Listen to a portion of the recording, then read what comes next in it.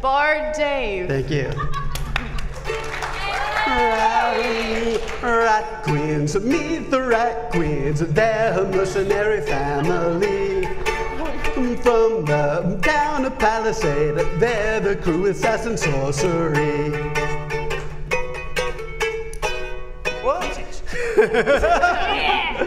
Braga is conflicted about orcish ways. Violet leads and Betty da. Man, I'm never gonna be He's part of the killing it, rat right? queen. Bard Dave, Bard Dave, Bard Dave, Bard Dave, Bard Dave, Bard Dave. Braga is conflicted about her orcish ways. Violet leads and Hannah is risque. Dee's a cleric who hates religion. Betty is a potty smidge, and they are the rat queens. They'll always save the day. And if they think they can't, well, they may not get it quite right the first time, and maybe they actually make the situation kind of worse, but eventually they'll always find a way. That's why the people of Palisade are fond of Violet, Hannah, Dee, Betty, and Braga.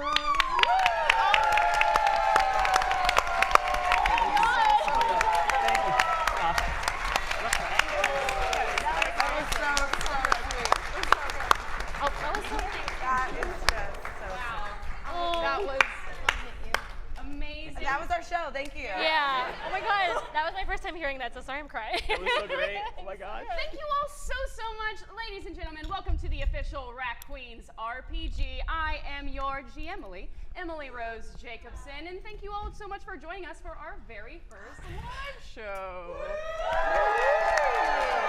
No pressure. No pressure. So luckily today we are joined by two amazing special guests to my right. Jessica Lynn Verdi. Nope, that's not it. We have Fabienne. And to my left we have Bonnie. Yes, I did it. So, ladies and gentlemen, if you are unfamiliar with our show, we play in a modified version of the Dungeon World system, part of the Powered by the Apocalypse family, which means everything you do is determined by 2d6. A 10 and above is a complete success, a 7 to a 9 is a mixed success, and a 6 and below is a complete and utter failure. Now, usually on our online shows, the chat gets to tip you some tokens, give you some abilities. I have decided to be a kind GM tonight, and I have decided to give you each 3 tokens to begin with.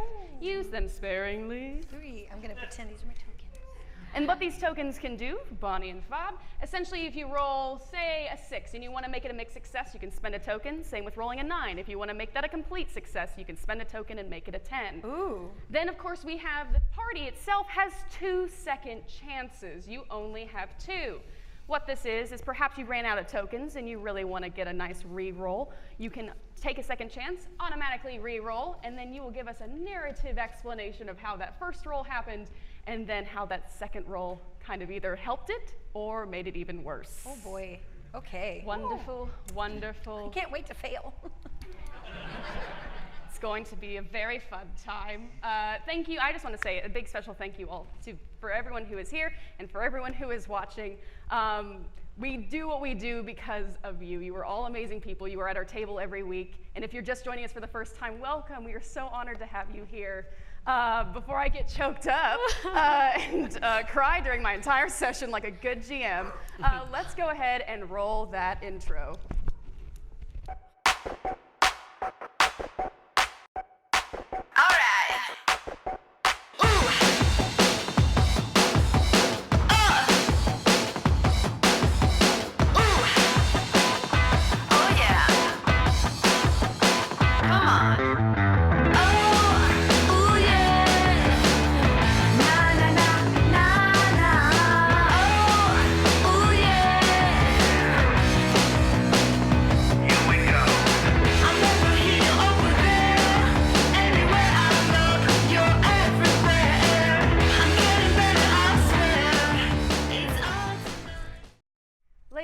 gentlemen, before I begin tonight's prequel adventure, I forgot to mention one fun thing. You all do get to be a part of tonight's show. There will be 2 moments where there will be a call for audience participation. I have a decibel app on my phone, so I'm going to offer you 2 choices. The loudest choice will win and affect tonight's story, so I will call those out when they appear in the tale.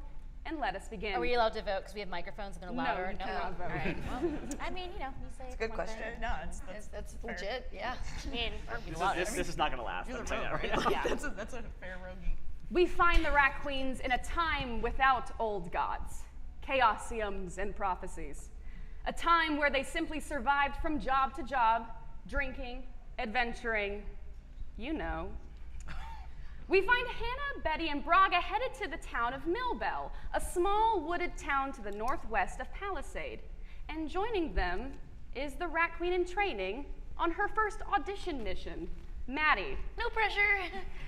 Maddie is the daughter of Maestro, the owner of the Black Satyr. Bard and Queen in training, she has joined the Rat Queens on this mission due to Violet and Dee being preoccupied on a private, personal job. The job the Queens here have taken, it seems simple enough. 4 hired mercenaries are needed to assist in the security of the semi-centennial magical convention, ConjureCon, that is taking place in Millbell this weekend. This convention is known to be the premier magical event of every 50 years and is known and somewhat loathed for its exclusivity. The 4 of you, Hannah, Betty, Braga, and Maddie, suddenly find yourself outside of Millbell's Grand Town Center. Over the top of the center hangs a shimmering blue banner that simply reads, ConjureCon. As the 4 of you make your way towards the entrance, you notice a group of individuals, dwarves, smidgens, humans, orcs, dragonborn, and the like, holding signs led by a young dwarven man with jet black hair shouting, "Hey, hey, ho-hum, magical exclusion is no fun. Hey, hey, ho-hum, magical exclusion is no fun." Cool, dude. Are you here for ConjureCon? I'm not even trying to talk to you, brother. Fine. We have things to do here. We have changes to make in this society. Okay, let me ask you. Do you do magic? No. Then why do you care? Because we live in a time, there's the time where magic was exclusive and those with magic were higher in society. That's of the old ways. If we're going to be a truly progressive society, ConjureCon has to be available to everyone, not just those who can use magic.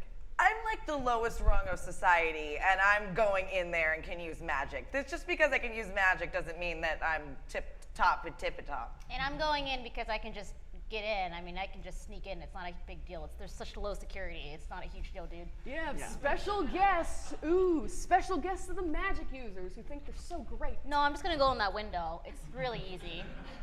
There's no one watching that backside at all. It's ridiculous. Yeah. I tend to just be able to walk into places. Like, they're not super, big on stopping orcs. I think the more barriers you have, for yourself, then maybe those are the barriers that you are creating, you can do whatever you want. Our job is to keep these people out. Yeah, I feel like we can get in pretty easily considering we're the people keeping people out, so we're technically having to get in to keep people out. I think we're hired for security.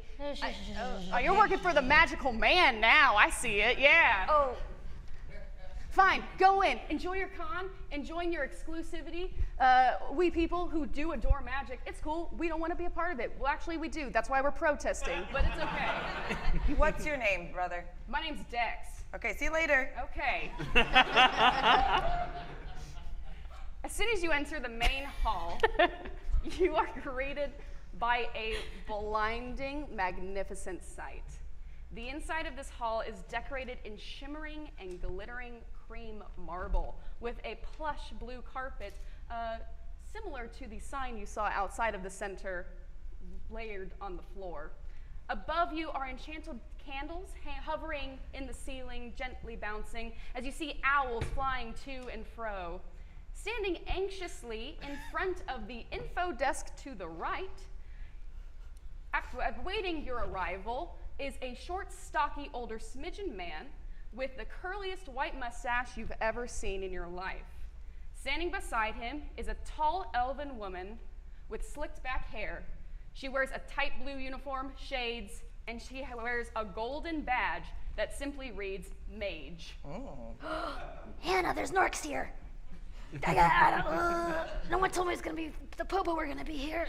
We literally accepted this job so that we can literally drink with her dad. Oh, I wasn't paying attention to the details. Are you high right now? She's high right now. Yeah, she's never not high. Like this is a professional job. Have you met her before? Can I have one? Excuse me. What? Excuse me. What? The Rat Queens, yes, I'm presuming. Yeah, what's up? Yes, hello. My name is Director Ambrose Hottle. I am the head director of CondraCon. This is my pride and joy, and this right here is Captain Gwen.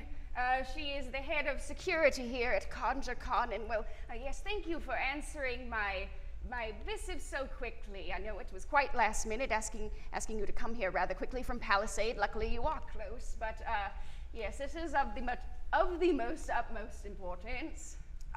Ambrose? Yes. I'm gonna have to take that badge because I'm the mage, and it's been great and all, but obviously she shouldn't be wearing it. Oh no, that's MAGE. That's the Magical Agents of Guardian and Enforcement. That's right. So complicated. Why wouldn't you make it something like different? That's not just a word you use for magical people. Well, I guess whoever founded it thought it'd be really cool if it matched a magic word. Was it you? It was me. All right. I don't know, maybe some continuity in my convention. Can I ask you, on a purely security level interest, these people that are protesting at the door, they're fanatics, right? They're crazy? Well, see, it's quite a problem that we've gained well, this is the first one in 50 years. We had a little bit of a protest 50 years ago, but it seems over the past 50 years and building up to this year's CondraCon, people in today's society are very upset about how exclusive this event is. Is there a reason, like, I just decided to defend the fact that we are keeping people out, but is there a reason why people can't come see? It's tradition. That's what's. I mean, it's always been this way. It's always been this way. And there's too much politics behind it. Who will we upset? What will happen? It's a little bit. I mean, I can tell you who you upset. You upset that crowd of people outside. Like, they're literally upset about it. They have signs. Yes, they have signs. Yeah. And no magic ability. So there's that. But what if they're just like fans of magic? What if like they're part of like the magic fandom and they just want to hang out and like support magic users? Yes, but it's hard. I have to balance a number of people, those who accept newcomers into the convention and those who see a much more old-fashioned way of viewing this, those who want to keep the traditions of the past, to reserve CondraCon as the true magical event of the 50 years, of the semi-century. Oh, it's that kind of party. I gotcha. I'm No, I get it now. sorry. I get it now. Sexual I get it. I get Not it. Yeah. everyone's invited to my sexual parties, so I get No, it. I'm sorry. I'm just the Rat Queens who are here. I didn't. Oh. I don't think I we bring it packed out. enough for that. Or correct for it. What would you Never need? mind. Exactly. okay, it's okay. Captain Gwen, would you like to introduce yourself? Yes, I'm Captain Gwen Barris. I'm the head of security here at CondraCon. We've been told that. Yeah. Yes, that's all you really need to know. I'm Everything totally else fine, is- by the way. Everything's great. I'm cool.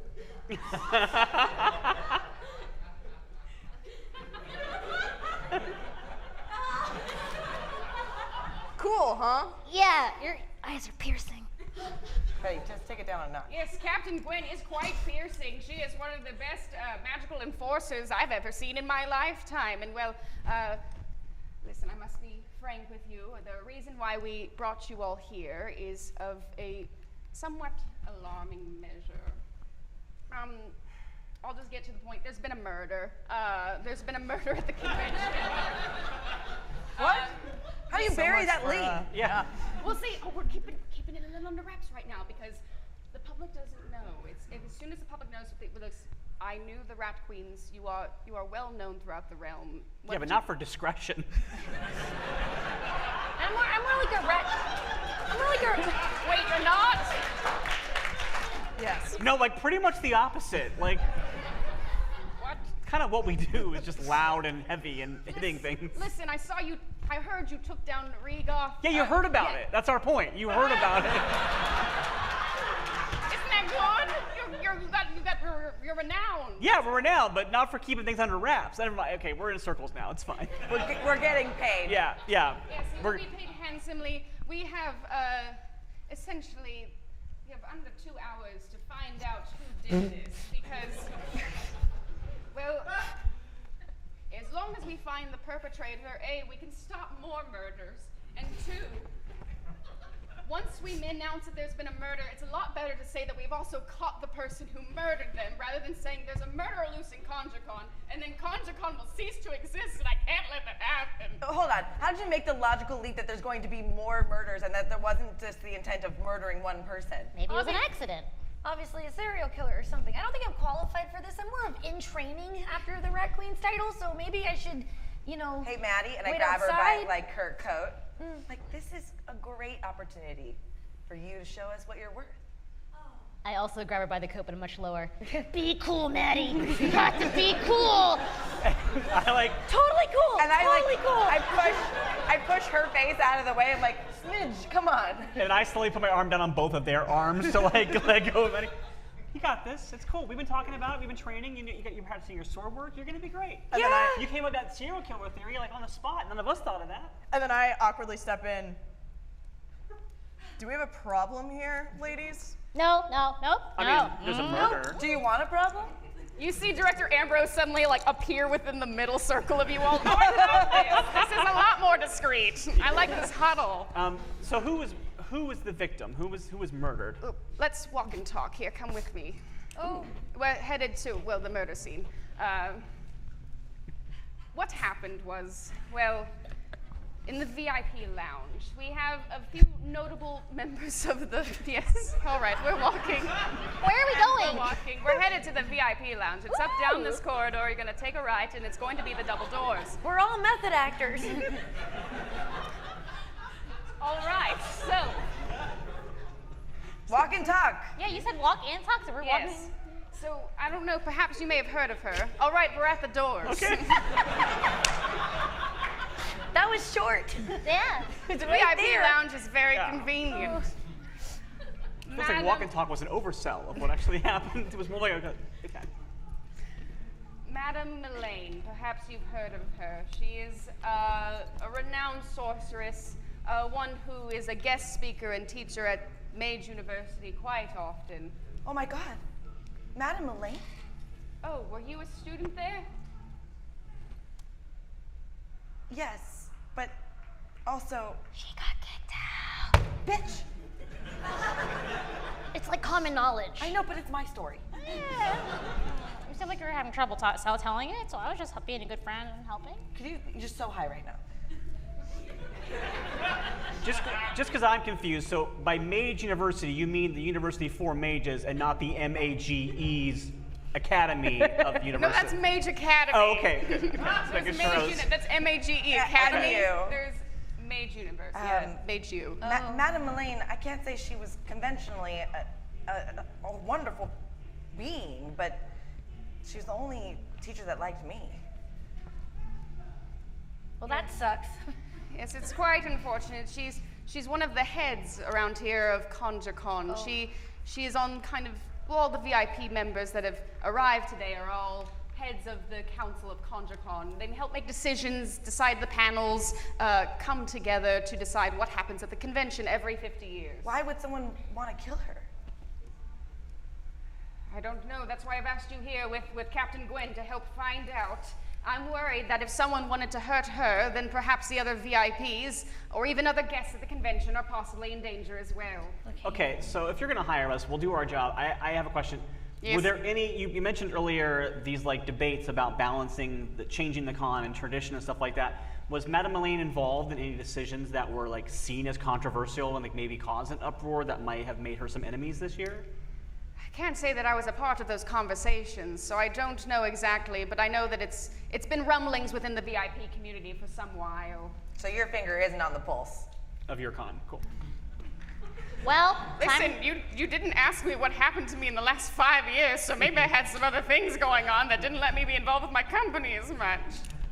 Maybe I trusted it with other people, and maybe I'm eating that now. Okay, all right. Did Madame Elaine have any panels or seminars that she was doing at this convention? Anything that maybe other wizards would have disagreed with theories or? She hadn't spoken yet. And we'll see, luckily, her murder in the VIP lounge luckily narrows it down a bit. Only VIPs can enter the VIP lounge, so the ideas of a student or possibly attacking her at a seminar are eliminated. Can I just try to open the door to the VIP area while they're talking and not? Sure, Yep. roll me 2d6 plus skill. I got new dice for this. Oh, they're so big. We're gonna make a bet as to when they fall off the It's table. fine. It's fine. That's a 3. And that's a 6 plus, was it? Skill. The skill is a 7. Yeah. Betty, you feel as you put your hand on the door, you're able to turn the knob a bit, and nothing happens to you. Cool. Can I push the door You open? can't open the door. It's a mixed success. You can't open the door, but also you're able to put your hand on it, and nothing happens to you, but you can't open it. Cool. Hey guys, I think this door is magically locked. What are you doing? It's magically locked. Well, it sounded like a challenge. You were like, oh, only VIPs can go in here, so I was just gonna open it. Exactly. Only let me in. Let me through. As you see Ambrose kind of move forward, you see him take out his wand and tap on the door handle as the two double doors open up, and you see this very cush, lovely lounge.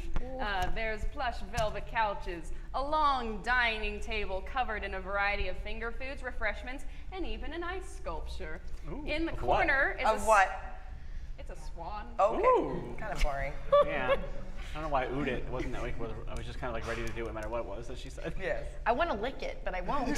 That's just me personally, Well, not Maddie. I'll tell you what. There's a couple silver pieces in it for you if you do. I want to see what happens. That's a water pitcher. This is a crime scene.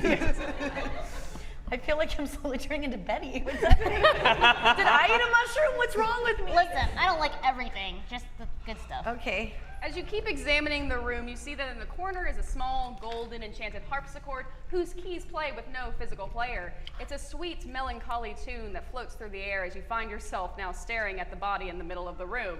You see an elderly elven woman face down in a somewhat large pool of blood.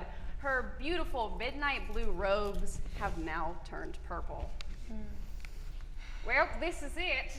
Just leaving her body right there? You're the investigator. It's a crime scene. It's a crime scene. This is horrific. I mean, that is true. It literally is our job, but we're hard to do. We're not detectives. We have a detective, a captain Exactly. of a You detective. have Captain Gwen here, and you all are very good muscle and can get things done from what I've been told. Uh-huh. Captain All Gwen right, has- Maddie. I pull Maddie to the front. We're like standing in front of Madame Elaine, and I'm like, all right, what do you see? Lots of blood. That's a I good guess the observation. first thing we should do is figure out where the blood is pouring out from. That way we can determine where the wound was, and maybe, I mean, if it was like a head wound, maybe like a blunt object to the head, or maybe she was killed with some magic, or maybe stabbed, or While maybe. this is going on, I'm going to cast Logical Oh. and scan the area for my surroundings to discern what's going on. Wonderful. Roll me 2d6 plus canny. You bring up a good point, though, Maddie. Like, Yeah. it probably wasn't a magical person murdering her, because they just would do magic. Unless that's what they want you to 7. think. What did you roll? 7. Ooh. Ooh, even with my bonus. With a 7, you can discern one thing. Great. You notice that despite the fact that there were magical locks on the door, you notice that there's a window that is slightly ajar in the back. I want to get situated, but I want to petition you to let me roll with guts instead of canny, because what I'm looking at specifically is evidence of how, like, where she was hit, and maybe like try to figure out what she was hit by. Yes. So I'm using my knowledge as a fighter and as a barbarian to like know like what wounds look like. Yes, I like it. I will allow it. Do you share the information about the window with us? Yeah, I'm gonna walk up to the window and be like, it looks like someone broke in. What did I tell you guys about windows? Like 15 minutes ago. Oh dear, are you sure, Captain Gwent, that window's been open this whole time? Do you even? I mean, all the other windows are closed, You're so right, if this this room one was window is locked. open, And I That's a can little also suspicious. attest with the dead body in here. It doesn't smell as bad as it should. Don't ask me how I know that. But having the window open, it means that it's probably been open for a considerable amount of time. What did you roll? I got a 9. A 9. I will say that yes. You turn the body over. Yeah. You LA Noir this. Yeah. Can you get like a? I mean, You you're examine the body. Yeah, I'm just gonna pull out my lute or my mandolin for some reason have a symbol on it. Braga, as you investigate the body, as you roll Madame Elaine over, you see that she has suffered a piercing wound right by the heart. You notice it's a very small and direct wound, probably with like a very sharp, long knife and or sword, or object of the like. But something sharp. Something long and sharp, thin, long and sharp. An icicle. And I look at the ice sculpture. Nope. Nope. I mean, it is a theory, Nope. probably wrong. Yep. I appreciate the enthusiasm, but still wrong. Yeah. I'll think next time before I blurt out weapons. At least we've eliminated something. Let's just go check the window. I want to climb to the window and investigate the area to see if I see any clues.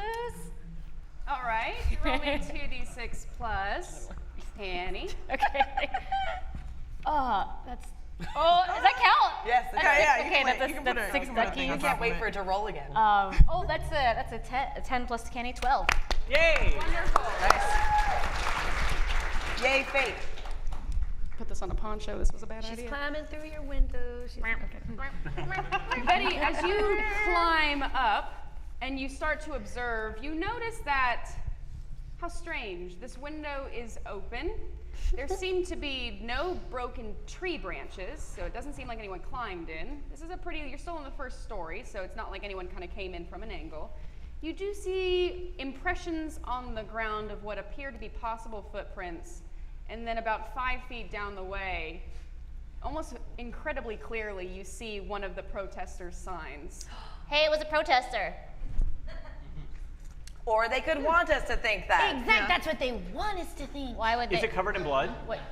What? Like, does it look like they might have like used that to stab her with? Like the wood? sign? Yeah.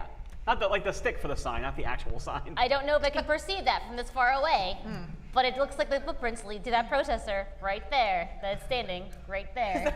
There is no protester there. JK.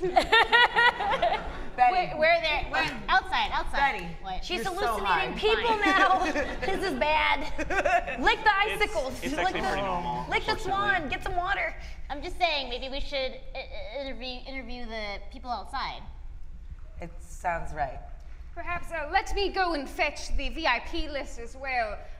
It could be any one of those individuals. Actually, one of them has been here in this room with you the whole time. She's just been kind of off into the corner. I'm going to go fetch the list. Boy, we're bad detectives. We literally could have been killed this entire time. No, she was using undetectable magic. You're fine. You have good skills. I immediately go up to the harpsichord and do this. It keeps playing, but like, yeah, nothing is happening. Cool. Let me go. Hosira, she's in the corner, and you turn around and you see this very petite, almost gray hair, super pale person in these beautiful white robes, just with the hood up, just staring at you all from the corner. Not creepy. Hi, we're going to talk about being really suspicious and how you just nailed your check on that. So, Yep. Hi, hello. How long have you been here? I found her. She was my master. I was her apprentice. And now you're a free elf.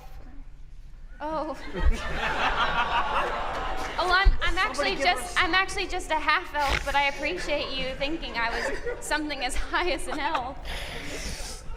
I didn't say that out loud. You're the apprentice of Madame Milane. Yes. What are you apprenticing her? Just magic or Magic teaching? in general. Or? She seemed very impressed by my skills at Mage U. She liked my thesis on magical ideology, and so she invited me here to ConjureCon this year as one of the VIPs. You? Yes. Seems unlikely. She liked me a lot, and if she liked you, no way. No. Nope. Braga, isn't Anna being like real snotty right now? I think she can hear you. Your hand's facing the wrong way. Maddie, I've never liked you. Sorry. I'm just gonna go back to the harpsichord. There's nothing over there. And Hosaria, correct? Hosaira, do you know of any maybe enemies Madame Milane may have? Anyone upset about maybe her theories or teachings, or taking one of her workshops from them or something? Well, like all teachers, she had students that liked her, and she has students that don't like her. But specifically here, just from being around the two other VIPs, Idril and Lucard, I can sense that, well, they're kind of that fake nice. They're that nice to you because you're in the same social circle, not nice to you as in you're genuine friends. And so I've always picked up bad vibes from them. Can I ask you a question? What, weirdo? Are you the daughter of the necromancer that got kicked out of Mage U? I don't like you. She gets really close to you. I've always wanted to try necromancy. But it's also, oh, I'm so sorry. You want to try necromancy? I like breathe hot air into her mouth. Like that's how close she is. Oh God. I know. I'm like, is that what you want? Yes, but I'd like to necromance her right now. No, it's also illegal. I'd like to give her like a scary taste. I'm gonna let my. She walked in to the room. She was demure. Blowing hot air I'd down like her to throat. conjure my demon daddy and give her a damn good taste of what God. necromancy. You're trying to scare her straight. Yes. You want to be like me? Roll me a 2D. I learned it from watching you, Daddy. I hate you, Dad. Roll me 2d6 Help me scare this plus. child. Roll me 2d6 plus heart. Oh, that's negative. 5, 6, 7, 8. My heart's a 0. You better believe I'm going to use 2 tokens to make it a 10. And I know I only have 3. Wonderful. So yes, tell me about how you conjured this. So as she's like, I've always wanted to learn necromancy. I'm like, oh, very cool. And I like grab her by the lapels of her like coat and make it ablaze and go, ha ha ha! Now you know. Ah! But no one else can see what's happening. I was gonna do like the swan. Why are you doing this? This is Don't want this life, kid. This is demon summoning. This isn't necromancy. I get out of it immediately. I didn't know if you'd tell the difference or not. I graduated with all honors. I'd hope I'd know the difference. Oh God, I really fucking hate you. Listen, I know it's not allowed, but I don't know. Just seeing, I know I'm just conflicted. I want Madame Milane back. I also know that necromancy is illegal, and as soon as I do it, I will be tainted as a mage forever. And Here's the deal, kid. You don't want to deal with Madame Milane when she's been necromanced. It's not gonna be the same person. But Hannah, what if you necromance her memories or whatever, and she could just tell us who killed her? Wouldn't that be a lot easier than doing all this work? Well, that would help our 2-hour deadline, and we could just do some other stuff. Yeah. I mean, I don't we even can know if that's walk a to magical Vendors Hall skill. Well, let's see how well I See some panels. do it. You all know why I'm standing here, right? I regret. I don't care. Can I help with my symbol? Yes. Whoa. Roll this. Assist me. So yeah, What's our bond? Maddie, roll your 1. bond to Hannah. So roll me 2d6. Me? Yes. I regret using my token now. I'm so excited. This is my first roll.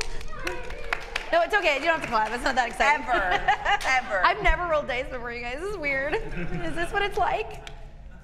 6. Plus one. So 7. So I get a +1. You get a +1. Ooh, I did a help. You helped. Yeah. Good job, kid. But does count? Oh my god! Bravo. It's okay. Guess what? You can't do the super powerful skill that lets you pull people's memories out of their dead bodies, thus eliminating the murder mystery. I mean, it was really close to Hogwarts when we walked in, so I thought we could Snape him for a second, but it didn't happen. Anyway, carrying on. I try. I mean, to be fair, Snape did that to himself first. He didn't that's just true. like come in and raise me from the dead. Like, So I try. I'm like, Madam Elaine, what happened to you? she was You're murdered. really gonna do this in front of me right now? You distracted me. I can't do it. All right, Have you good. It's your fault that Makes I my wasn't job able to easier. do that trick. Sierra, I have a question. Did you speak to Madame Elaine about your wishes to study necromancy and perform it? No, I was afraid she would disown me. It's so illegal. How old are you? I'm You never ask a lady how old she She is. doesn't quite seem like a lady. I'm just saying. I'm just really jealous of her if you can't pick it up. I'm 16. I went to the college for young for my age. My parents told me I was a prodigy. She hates you. She's really mad because you're smart and young. know so much That's like about super necromancy? Your mom is one of the most famous necromancers ever. I read about her in a book. I'm pretty cool too. Yeah, you're her daughter. All right, I think we did enough here. Moving on. Can I help you with anything else? Where can we meet with these this Admiral new card? Do you know where they're at right now so we can talk to them? Oh, yes, funny you should ask. For as soon as... I forgot you were here. No, he left. Director Ambrose Hall comes back into the room holding the VIP list and the ConjureCon schedule. As he holds the list together, he kind of cross-references them. Yes, let's see here. Yes, Idril Kurog. She is the renowned orc druid. I believe she's doing a demonstration in panel room 3 right now. And then we have, yes, Lucard de Cocteau, the famous wizard and recent novelist. He is, according to the schedule, oh yes, he's doing a book signing right now in the main hall floor. Ladies and gentlemen, this is where you get to decide where we will go first. This is cool. I'm going to give you 2 options. The first is going to be the panel room. The second is going to be the hall floor. If you want, whichever one you want, please applaud, and I will measure it on my little decibel meter. All right, please applaud right now if you want to go to the panel room.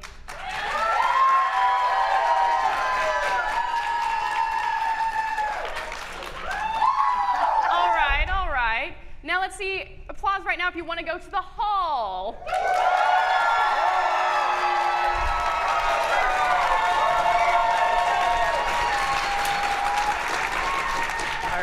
We're going shopping. Someone who is currently doing a thing for you in a panel room, I'm a little offended by that result. We'll get there eventually. To go shopping first.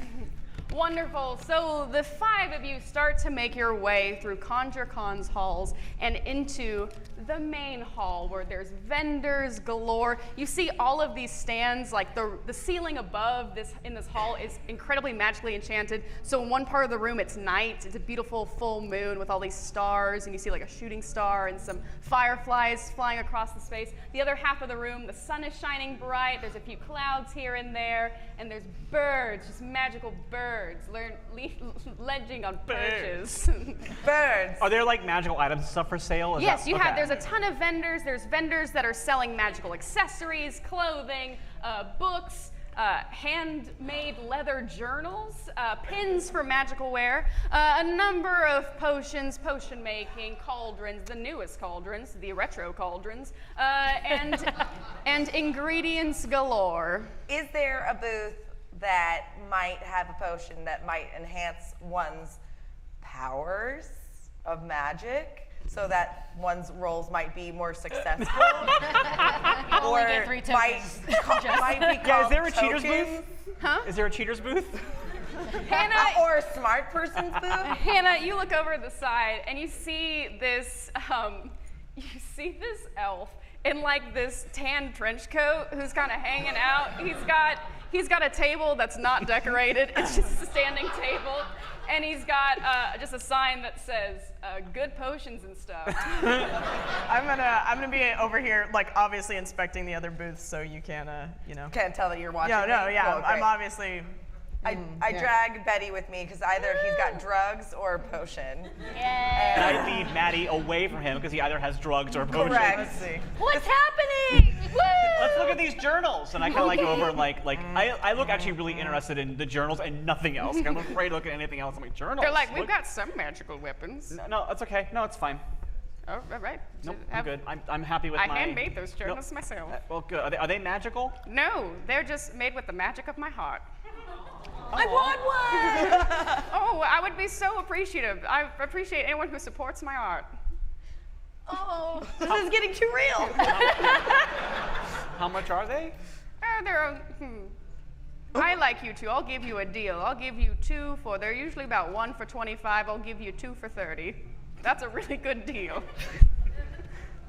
Yeah, all right. I buy a journal for the kid and myself. Wonderful. You now have these beautiful handmade leather-bound journals. I'm gonna write so many things that rhyme in here.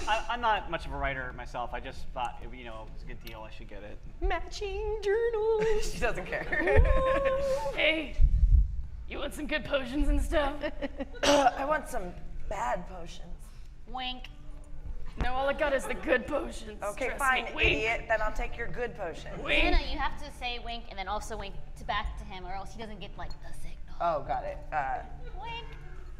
I'm looking for some good potions. Wink, wink. Why are you winking at me? What? She told me. She's not doing it right. Can I buy something off of you? Yeah, I appreciate. No one's really come by my stand today. I appreciate it. Well, the look of it is quite shady. Like, I wouldn't really want to come over here unless I had malintention, which I Whoa, do. I'm still in good stuff. Wink. Definitely real potions. I'd like to get personal with this guy. Roll me 2d6 plus heart.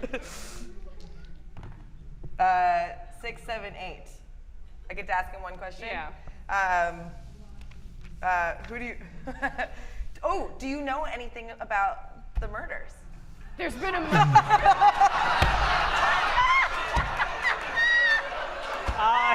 Rest.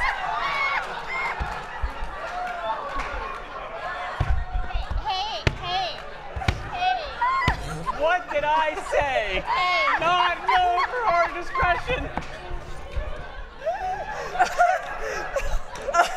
Thank you. Good night.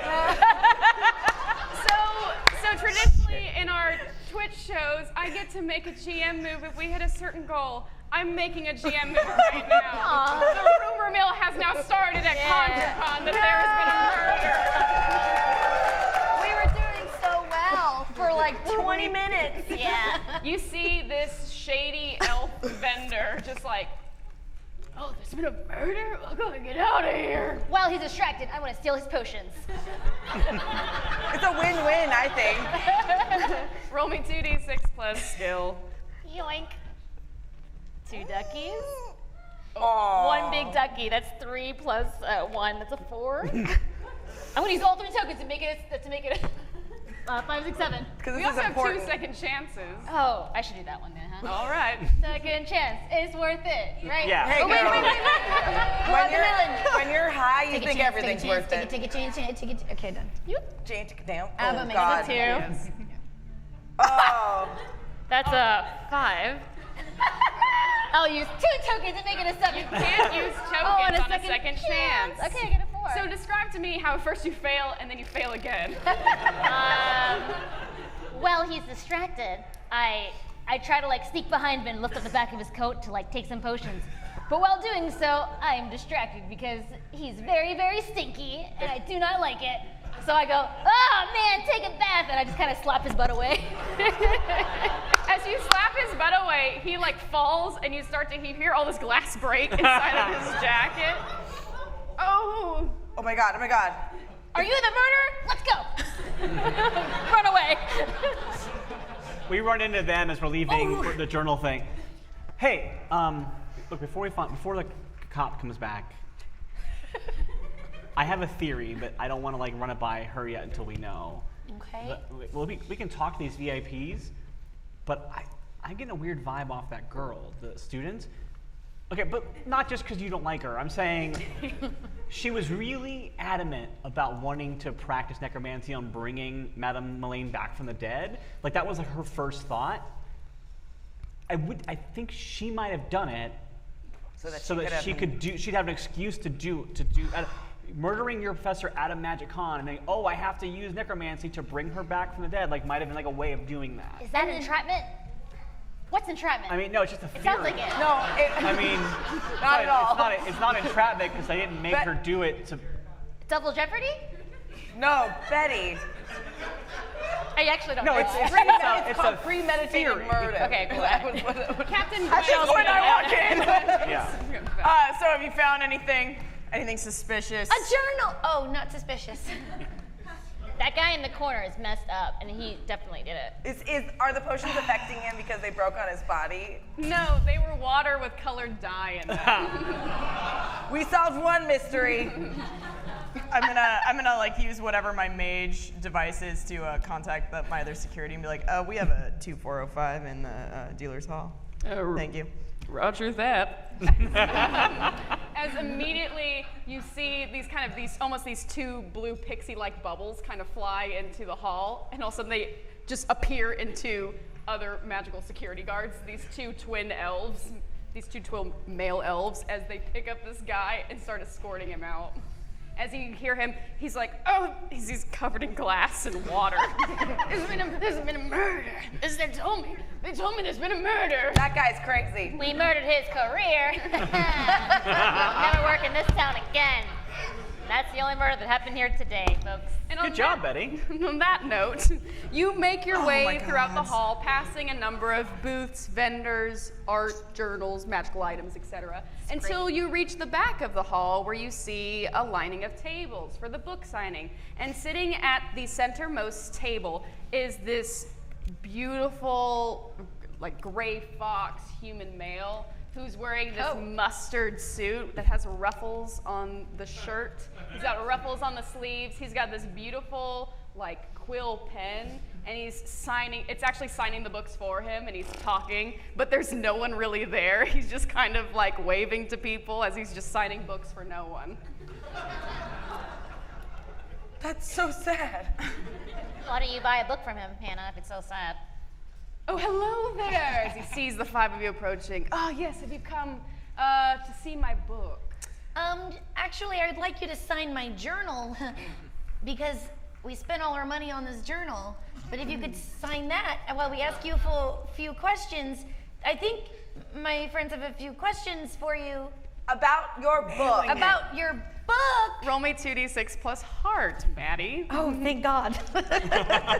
I have something of that. Not enough. Not that it matters. 6. You have a token. You can change that to 7. 7.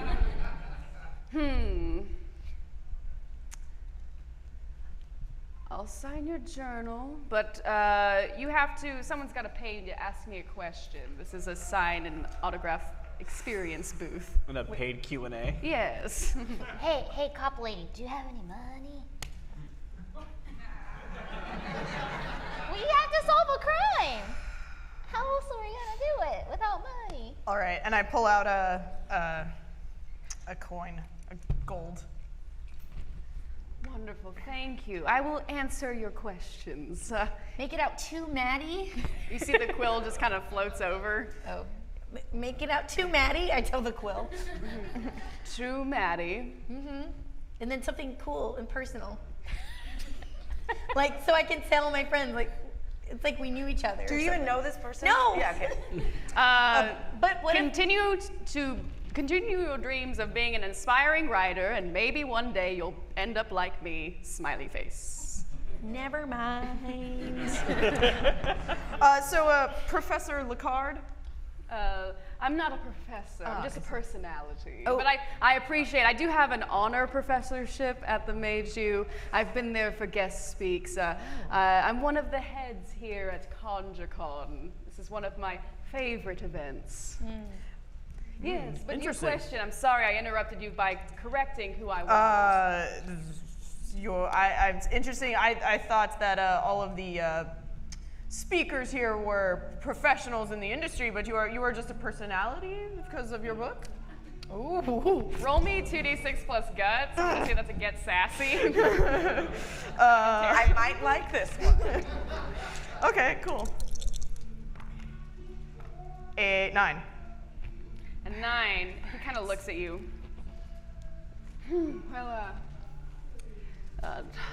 Well, you don't have to have a professor title to be someone of recognition. Oh, no, of course not. I figured that all of the speakers here had some sort of a background at Mage U or other professional schooling.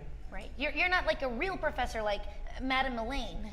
No, I'm not a real professor, but I am a very high person in magical society, and here at ConjureCon.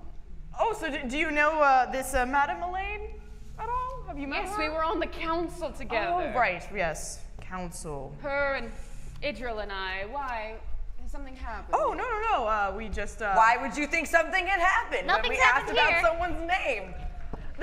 There's been some suspicion amongst the rest of the council that there might be some insider trading. And, Hold on. Come to my booth. Everybody come to the booth. Okay. Oh. Are we just going to gloss over the fact that he offered that there was a problem when we just asked him about a person? I mean, we. Mr. Director Ambrose told me to keep the utmost, to look like everything was fine. I did hear of her unfortunate demise. Are you the people here that are, I thought you were just coming to my booth just to ask questions and sign a journal. No, I really Ambrose didn't care told about you. your autograph, but thank you for it. Yes, Ambrose informed both Idril and I just to be on a little bit more of high alert in case there was something else that happened. And I'm trying to keep my cool, and it's very hard to know that there's a murderer around. You're lying. What? You obviously know that you murdered her, so you knew that you were going to get asked about it. So when, in case you got asked, you were going to act like you were told that the murder happened so that you could, red herring us and make it look like you thought you knew you were going to be interviewed. And Is this your first investigation ever? It's like Yeah, it actually kind There of it is. is, yes. it's like reverse physiology. psychology. Yes, that's the one. I don't. Maddie, Is that like magic that I don't know about? Like, is that like necromancy? Listen, When Ambrose tell you about this incident? well, he sent Idril and I can show you the message right now. I've been here I would signing love to see it. Yes, books at my table. He sent us 2 kind of winged missives to stay on high alert what had happened, that unfortunately poor Melaine, she had passed, and well, just to keep on high alert. were you romantically linked with Melaine? Why should I tell you that? Because she's He was. murdered, and we're What? trying to Just figure out. maybe I just don't want to delve into things. Well, people talked about it and made you. Roll me 2d6 plus. Canny? I'm gonna say canny. Or guts. I'll say canny. Well, it doesn't help. 5, 6, 7. What did they say exactly? Are you sure? Yeah, it was something along the line of Melaine and Lucard sitting in a bard. See, the way you say that now, I don't think it's true anymore. What happens next? What happens next? Nothing, Maddie, nothing. One was soft and the other got hard. I immediately write that down in the journal. It's like, that is brilliant. Using this for later. Listen, I'm happy to provide you whatever you need. Have you checked in with Idril yet? No. Not yet. No, Now they are our next that's next someone stop. with motive. I'll tell you what. Well, we did find a piece of evidence that suggested perhaps It was one of the protesters. One of their signs was outside of the window. Oh, that door was magically locked. They got into the window. Which, Wait, how did you know the door was magically locked? Because I'm the VIP and I know that the door is magically locked. Right. all of our... I thought I had you. What? What's up, Captain? Why are you telling this Listen, person? are we just about finished here? What are you talking about? Yes, we are finished. Why does he We are even know about it? Like, Ambrose shouldn't. Because you guys just talked about it just now. No, I'm saying, like, you're mad at us for telling him stuff he already knows more than he should. Like, the investigation's already been tainted because Ambrose told him ahead of time we were investigating, which means he had a chance to think of a cover story. And also, he's here signing books, which means he could have used his magic feather to sign a sign, to be an alibi, to toss a sign out the window. Ha-ha, I have solved it! What? Honestly, that's great. That's not bad theory. Can we go home now? I mean, it's not any worse than whatever Hannah was doing a second ago with the dot and the things. There was logic there, Braga. Listen, I need to get going, and perhaps you need to go talk to Idril now. I've become very upset. I'm going to go stay in my room and try not to be murdered. That's good, because there's not a lot of people waiting to sign your book, so we go. As we leave, can I catch the title of the book? Yes. What's the title of Licard's book? It's called Magic in You, A Magical Journey of Self-Discovery. All right. I'd buy it. I steal one book. Roll me 2d6 plus skill. I'm totally selling this on eBard. I'm using that. 5, 6, 7, 8. It's in the dark market. Yeah. I will say you're able to steal one of his, like, signed portraits. Like, he has, like, these kind of, like, tiny magical portraits. Yoink. Roll it up in the backpack. Let's go. Evidence. Braga's feelings look hurt that you're going to sell the gift that she bought you. No, just the page. But now we can look at his handwriting against the handwriting on the sign, even though he didn't technically sign it. It was a magic feather. Yes. Oh, I didn't and I think that have a through. picture of him. Here. Does it move around? Like Harry Potter style or no? No, it's just, like, it's just pretty. For our wanted poster that we have to post everywhere Yeah. around the convention. We should start making them now. Yes, I feel for like a he was murderer. suspicious. Oh my gosh. All find right, a we're pen. going. The 5 of you make your way now to panel room 3, where Idril Kurog, renowned orc druid, is actually giving a demonstration. As the 5 of you come into the room, you end up interrupting the demonstration as she takes her staff and simply stares at you all. How do we interrupt? Because we opened the door too fast? You were all just like, yeah, outside the door. Yeah, There was a murder posted everywhere. And like, yeah, you're gonna sell my journal on eBay? Yeah, you come up to you were talking right by this door, and it was a quite silent demonstration, a very focused one. As soon as you opened that door, every single person in the room just went, You know what? This is for the best. We actually need to talk to you. great, step into my circle. Not in front of everybody. You don't want. Yes, you have volunteered yourself to be part of my demonstration. Please come show me your abilities against my druidness. Ooh, contest. Go. Oh, I can make a sign in my journal and root for you. Are we all doing it? Just Hannah, right? Just Hannah, I think. Oh, good. Yeah, Okay, probably. good. All right. And Wrong song, Daddy. I like I steal myself, and I'm like, okay, and let's slick my hair back and find my wand and come on stage. Great. I'm like very scared to be in front of people right now. What is your name? What? What is your name? Oh, Hannah Vazari. Vizari, you say? Oh, heard of me? Just that your father resulted in a horrible event at the Mage University. Were you part of that? No, I just know people who died that day. Interesting. All right, get over to that side of the room and ready yourself. I don't have anyone tell me what to do. Okay, stand there. I'm gonna send something at you right now as you see Idril take her staff and pound it on the ground. You don't see anything, but there's actually roots underneath these wooden, like these carpeted and wooden convention floors that are racing towards you and that are about to pop up through the floorboards. What do you do? Does my dad sense it? No, your demon self does not sense it. Fireball. Just burning those spells. Roll me 2d6 plus skill. We're all gonna die. Jesus Christ. 6, 7, 8, 9. I'm gonna use my token. I immediately hold up a sign. Go, Hannah!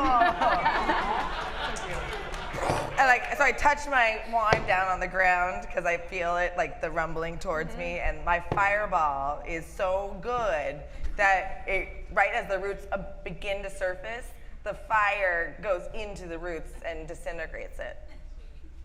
That happens, and yeah, you see almost this fireball not even appear in the space. You just see almost this kind of boom, this shot of light come out of your wand, and there is just this like miniature explosion underneath everyone's feet in the room, and you start to see like the smoke start to seep up through the carpet and the wood floors. Which makes me look really cool.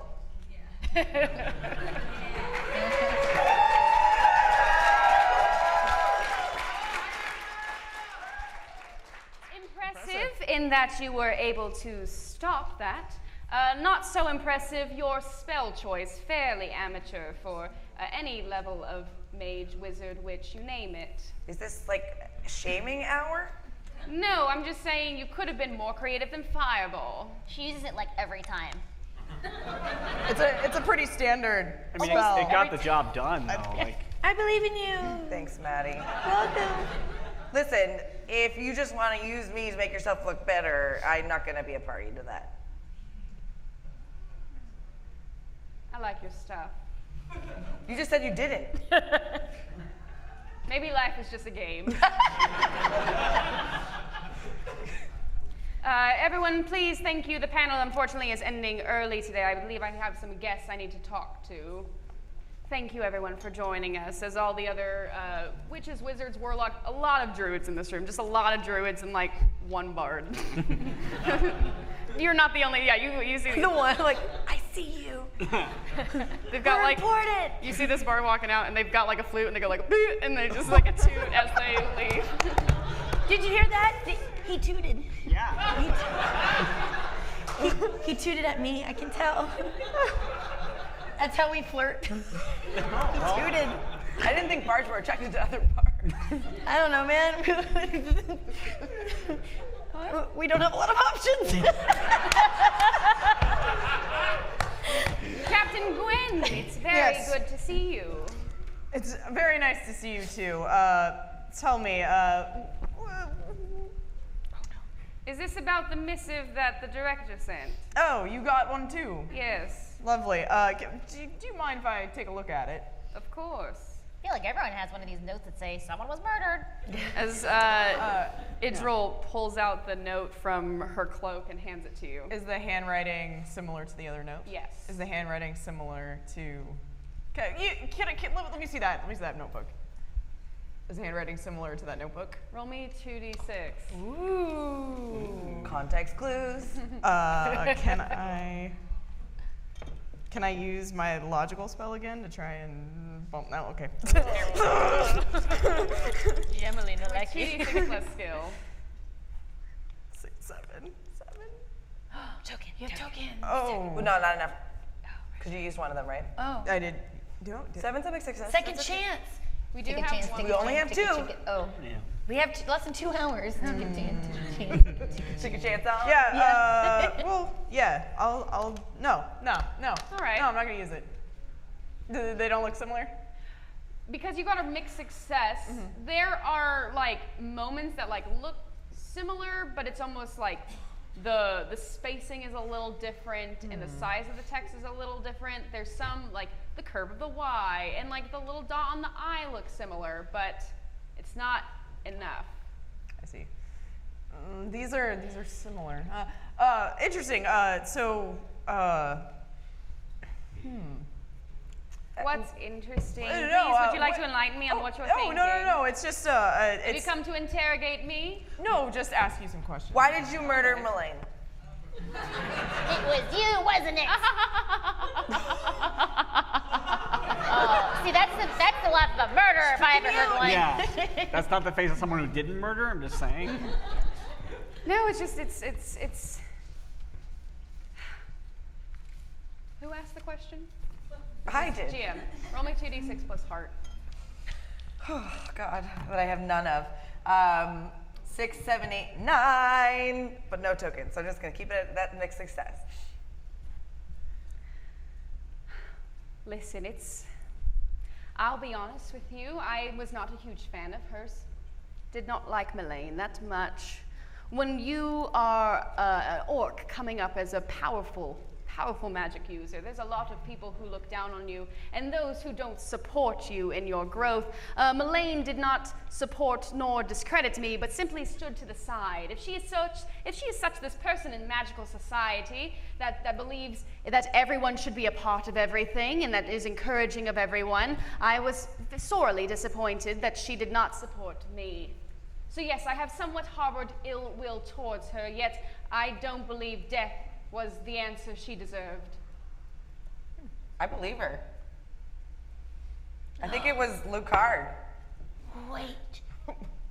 Does the handwriting match the sign? We were gonna ask that, but now I'm remembering in character again. To you. The sign that was outside. Yeah, because you're looking at the handwriting. I have a question. Do you know what Ambrose has been up to for the last 5 years? Because he did offer up that weird detail, and we never really elaborated on that. And we haven't really asked anybody about him at all. Roll me 2d6 plus heart. Yeah, a clue.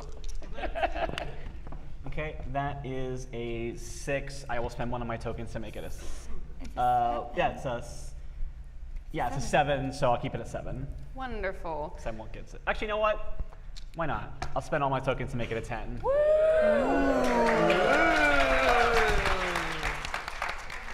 Idril looks at you and kind of pulls you to his side.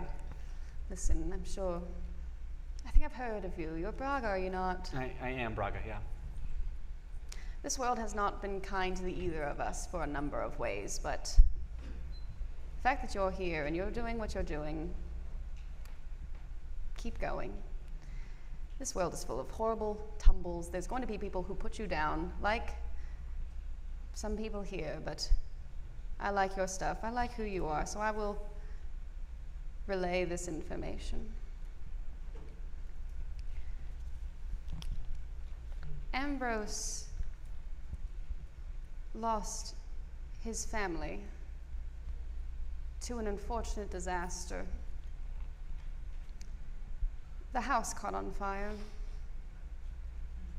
He lost 2 sons and his young daughter, along with his wife. He stepped away, understandingly, from running the convention for those past 5 years, traveling to their original homestead and paying respects and visits and simply traveling and embracing them all. So yes, he left everything in charge to us, to myself, Lucard, Melaine, sorry. Is that what you wanted to hear? And thank you for speaking to me so candidly. I couldn't do what you do. I'd be too afraid to wield that kind of power, knowing what kind of rage I have inside of me. Oh, we all have rage, not just us orcs. Right, but Everybody has rage. mine has come out in some brutal ways, and I just don't think that having any extra power would be the way to do it. I give away magic as fast as I can if it comes into my presence. But you can wield it, that's impressive. And I couldn't do it, so I am impressed by you legitimately. In the times that you've been gone, he was gone, did Melaine and you and Lucard make any big changes to these things that he might not have agreed with, and maybe returned and maybe transferred his resentment towards the changes that were made to his con? the discussions of whether we should allow ConjureCon to be open to the public came up quite often when he was not here. Ambrose is usually the voice of the people. He speaks to everyone. He knows what happenings happen at his events. So without him there, of course, the nature of the convention came up rather quickly, as if we could make some kind of rapid decision as to the nature of his event without him being there. Melaine, she was very much for opening the convention. I as well. And well, Lucard, he just seemed irked by it all. He seemed that the convention is a special privilege only of those of magic users, and that he's such an old-fashioned traditionalist. He doesn't believe that, well, orcs should wield magic. He doesn't believe that non-magic users should embrace magic. He is very much for magic belongs to those who have it, and to those who have it, they are better. What a dick. Seems. Even though Lucard is not a magic user or educated in magic in any way, He's just a very powerful personality. he's a quite powerful magic user. He is educated. Did he seek teaching levels? No. Did he takes an honorary professorship, I've heard, but he's become much more of a personality, a person in society, and actually much more of a politician. He uses his magic to get him into places as well. He is quite powerful. Do not underestimate him.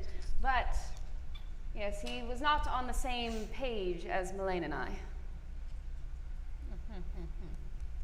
Kind of sounds like either Ambrose did it or book guy did it.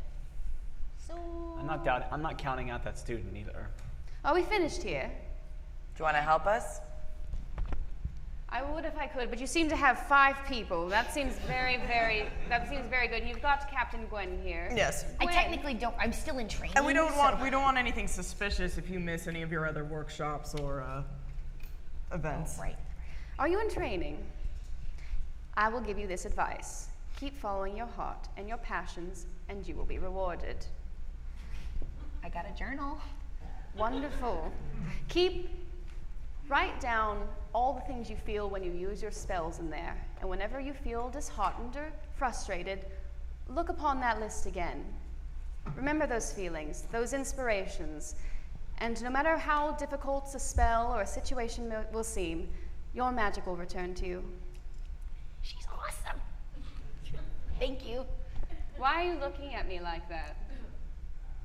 I'm just really touched by that exchange.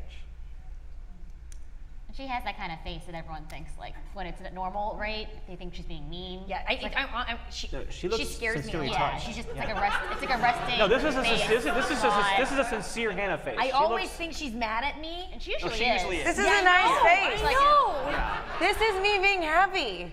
Gross. Your eyes twitching. What's wrong Well, with you? You're my friend. It was, and now it's turned into. I had your back. Listen, I'm Gwen. I'm going to take your advice. I have another panel to attend to. I will leave you to it. Be safe, as I will try to be as well. Hey, what spell would you suggest that I use to combat your stupid root spell? An excellent question. I would have used, if I was in your position, perhaps a spell of levitation, perhaps a spell of stop time, perhaps even a spell of stop life, to suck the energy, to suck the green from my roots, thus not allowing them to spring up and snarl your feet, drag you into the dirt, and leave you in the middle of the floor for the rest of the panel. My way was cooler. See you later. Okay. Really quick. Can I get your autograph? Of course, yes. So But like on a smart. different page, because I'm probably gonna tear this one out with his. Sure. Yeah. You see that actually, like, this owl that's been kind of in the corner of the room flies over and, like, sits on her staff, and she plucks a little feather from the owl, and he's like, and she touches it, and then she signs your journal. I want to come to this convention every year. This is amazing. Oh, it's only every 50 years, so. Well, never mind. My bad. You might be here, and I might not. Who knows? Well, that's depressing. Yikes, dark. I'm a druid. I'm going to go now. And I'm a half elf. And I'm a barbarian, and we're going to look at more things to do. I'm Maddie. Nice to meet you. As the 5 of you exit panel 3, where do you go? I feel like we should corner Ambrose and get some answers out of that ding dong. I think we should look at the sign I and agree. compare the handwriting. Oh. Let's look at that handwriting again. Not hers. She's completely cool. I can tell. Let's look at her handwriting. Okay. Test number 5, Maddie. Does the handwriting look like the handwriting that we see before? Roll me 2d6. You're the detective. Plus, Detect. Canny. Canny? 5, 6, 7, 8. Do you have your 2 tokens left over? I do. I can Yeah, use why them. not? Let's use them. All right. 9, 10. Yes. It is so completely different. Oh, sorry. Because her handwriting is perfect. Look at it. It's where the writing on the notes is a lot more flowery. Hers is a lot more kind of like serif, just very straight letters. Let's see. As the 5 of you make your way back towards the VIP room to then investigate the outdoors and the sign, what do? Do you just make your way towards the double doors? Do we? Go out the window. Go out the window. Well, I want to see if we have like a program that might. Do we know where like Lucard's private dwellings are right now? If you can't go into the VIP You do room. not. And do we know where Ambrose is? Like, do we have any idea of what's going on? Ambrose might still be in the VIP room. He might just, you can assume that he's probably still in there, just kind of maintaining it, making sure nobody else comes in. Great. And yeah. Hozira. I think it's, say that again. And Hozira. Hozira, yeah. Let's go back just straight into there, I think, and like I feel retrace. like we should go to the VIP room, talk to Ambrose, and then if that doesn't work out, check the handwriting on the sign that's outside. Well, I think we should do that first. Okay, let's do that. Yep, we go back to the VIP room. Great. Hannah, you're leading? Yes. Wonderful. Oh God. You don't have detect traps. As you approach the room, Hannah, you're just making your way directly towards there. I believe in you. Just walk in. We're on your 3 steps away from the door. You take your 3rd to final step, and suddenly a light blue magic circle spell ring appears. In front of me or around? Underneath you. And it's just under Yep, Hannah. as you have just triggered a trap. Cool. Oh no. Immediately, ice shoots up out of the ground and freezes your feet in place as 2 more icicles come searing up. What do you do? I'm gonna neo dodge them and lean back.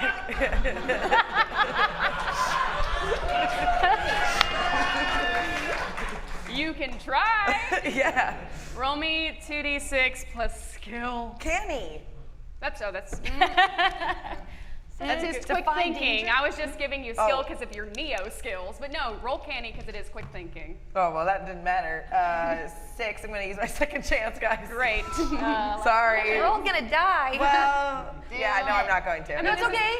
Yeah, go ahead. We use don't it. want you to die. Yeah, use it. Okay, great. Let's see what happens. 6, 7, 8. Wonderful. So what was your first roll? So it was a 6, right? So yes, I think describe to me how you failed and then you did a mixed success. Oh goodness. So my feet are frozen, and as I try to get out of the way, I realized that I did it wrong because I was like, I moved sideways and only made it more going to impale me.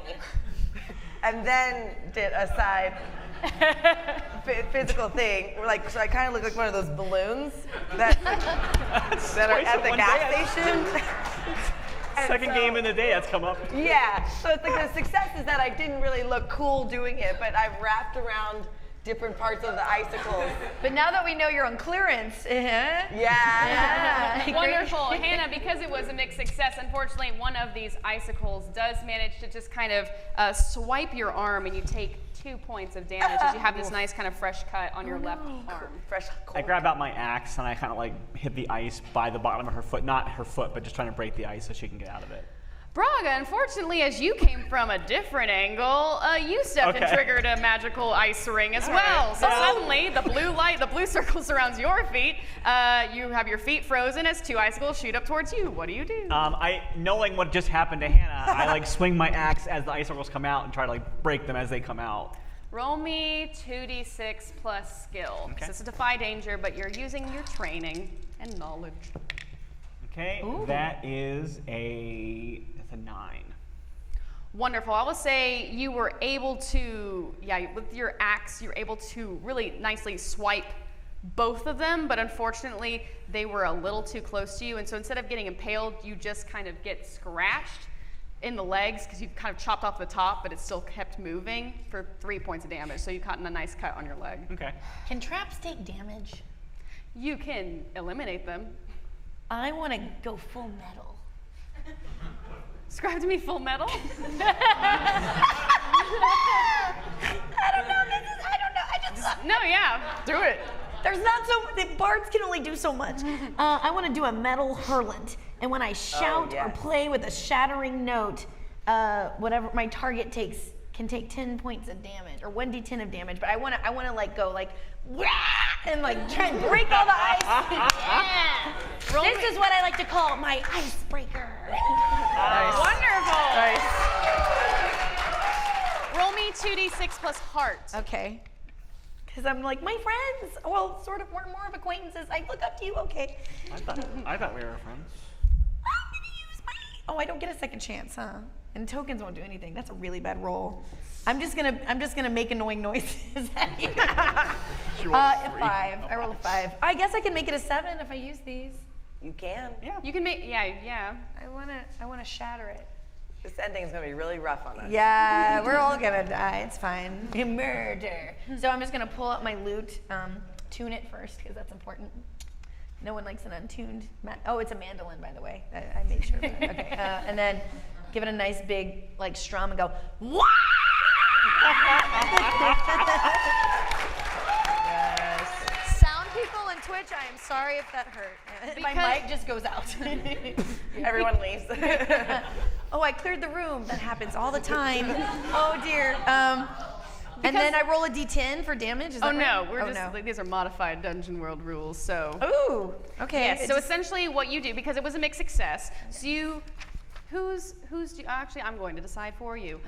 Because Braga's icicles were pretty weak after her hit. You let out this incredible noise. The icicles start to vibrate near you, Braga, and they just shatter, as do like this hovering chandelier above. It starts to just ping, it just shatters.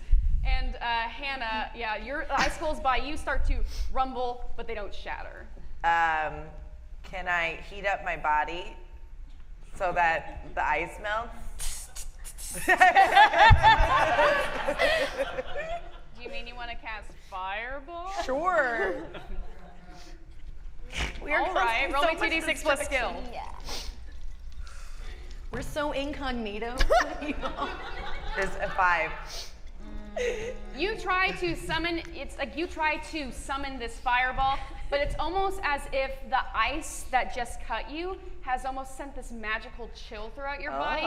You start to feel all the heat leaving your body, and you're no longer able to conjure any kind of like magical heat. It starts to sap your magic.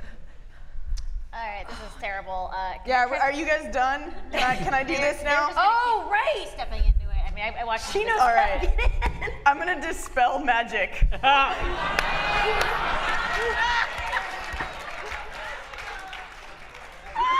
Sure, if you want to do it the easy way. Roll me 2d6 plus skill. Plus skill. Oh. You should have told me before I broke the chandelier. You were really gung ho. Oh my God. She just rolled a nat 12.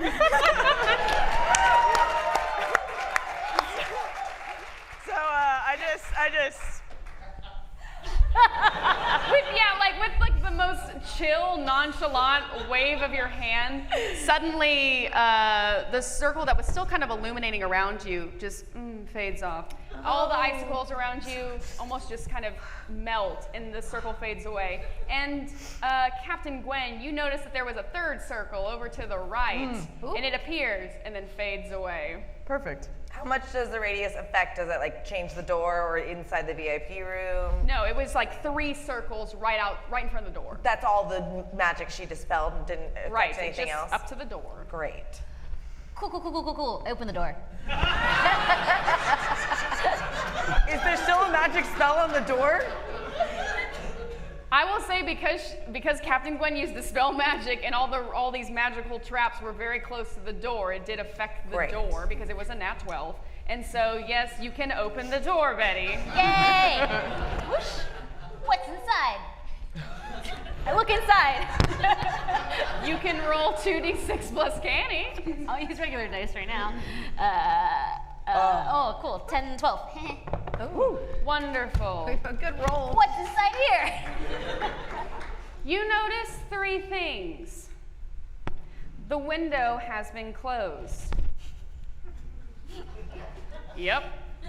Ambrose and Hosira are not in the room.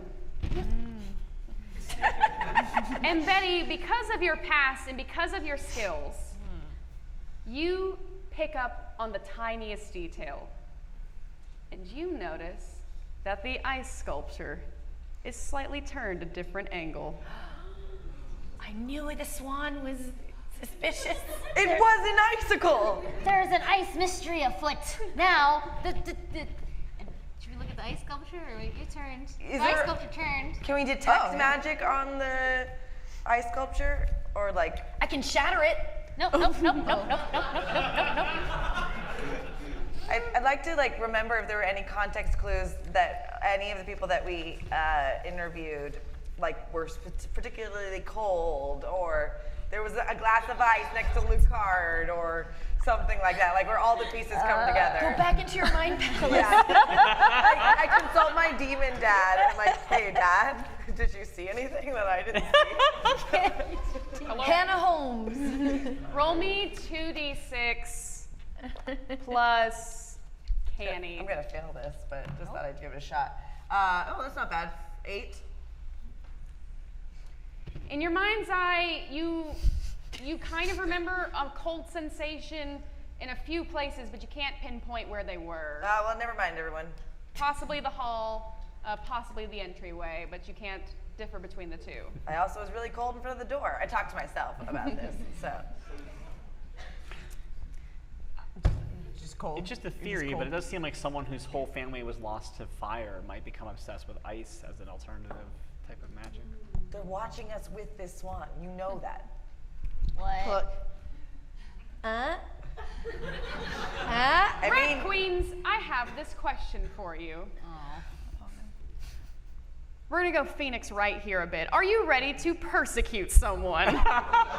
Do you have a suspect in mind that you would like to pursue? Because I have an option for the crowd of how you will pursue it. Ooh.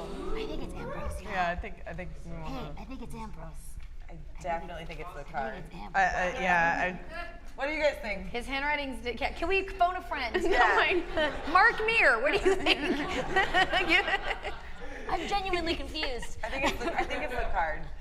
Really? The writing was similar enough, but her her mixed success didn't illuminate it to be fully. Well, and both Lucard and Ambrose were anti-opening up the. You don't know. Ambrose did not specifically say if he was anti or for. Just the meetings were held without him. And Ambrose did hire us, but that's a great alibi.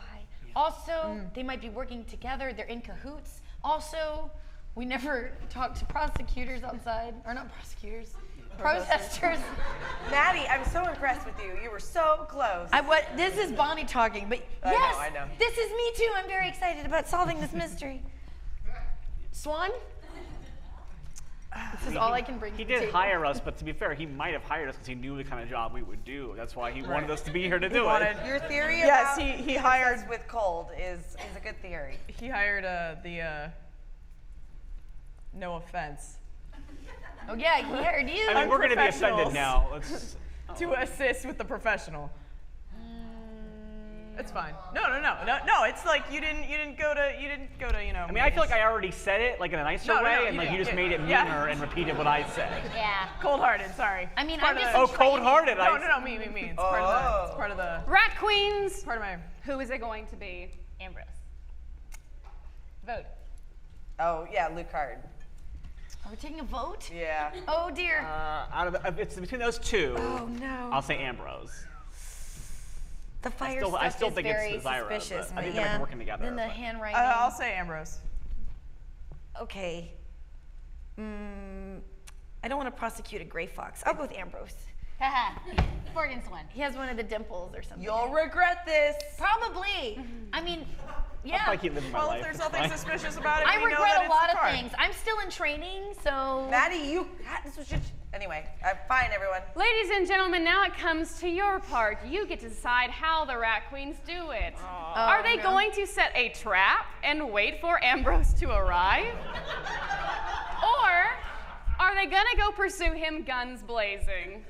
If you want them to set a trap, please applaud now.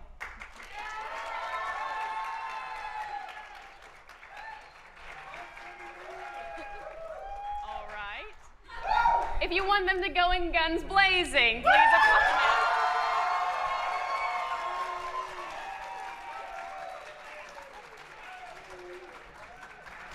Can I just say, I admire the people in the first round who knew they weren't going to win, but were like, I'm still going to hold on to this moving as long as possible.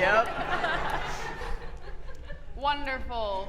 Rat Queens, you begin to set your trap within the VIP lounge, I presume. We didn't guns blazing. Wait, we're doing the Like guns- significantly beat. I was like, oh, the trap won. Good job. Sorry, we were just talking about it. Rat Queens, for a moment, you think about doing a trap. Yeah. A trap might be pretty cool, but no, you go in guns blazing. Trail mix to the. No, not gonna work. Okay, let's go get him. Okay, Smidgen, you lead the way. Make sure there aren't any more traps. Yeah. Do we know where his office is? I investigate the room to figure just out take if there's any clues to where Ambrose is. Roll me 2d6 plus canny. Don't know where he is. Oops. 5, 6, 7. 7, 8, 9, 10. I'll use all 3 tokens. That's a 10. Yeah. With a 10, Betty, you start to kind of put together, all right, well, there must be some kind of security office nearby. There must be some kind of event, some kind of something. But as you put those together, the door actually opens, and there is standing Ambrose. What do? Fireball.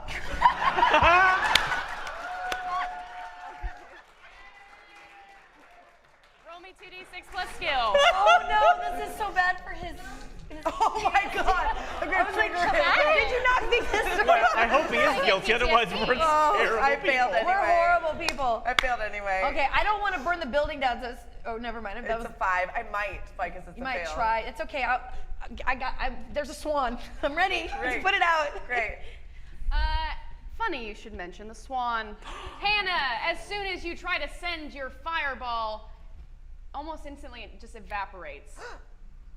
As this swan starts to then shake. I'm not singing.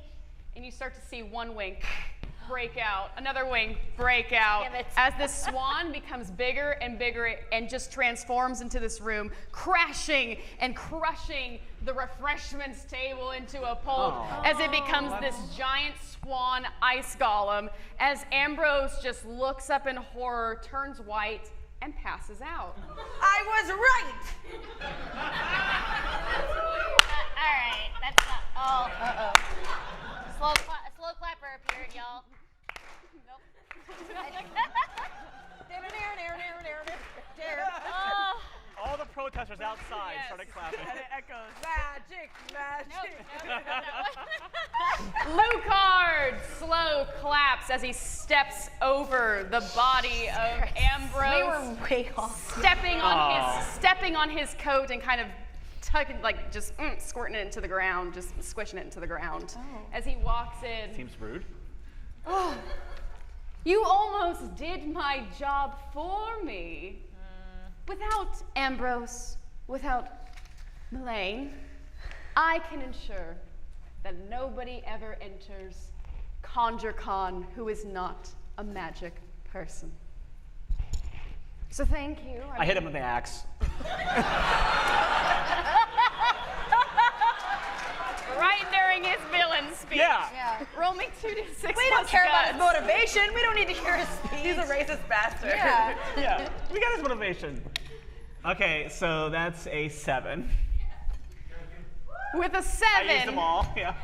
With a 7, Braga, you bring down your axe as he just stands there cool as a magical cucumber, because as soon as you take down your axe, immediately this ice-like wing, this giant ice swan golem wing just comes out and just stops your axe mid-swing, and now your axe is lodged in this ice swing. Now can I shatter it? Yes. Okay.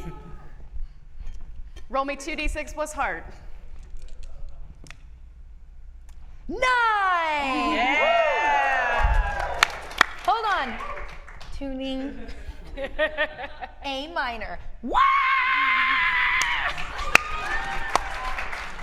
Maddie, as you give another metal scream, unfortunately, because it was a mixed success, it doesn't do too much to the swan ice golem, but it does, due to Braga's axe being lodged in the arm, it does break the arm enough that Braga, your axe is now on the ground. Oh, I got worried for a second there.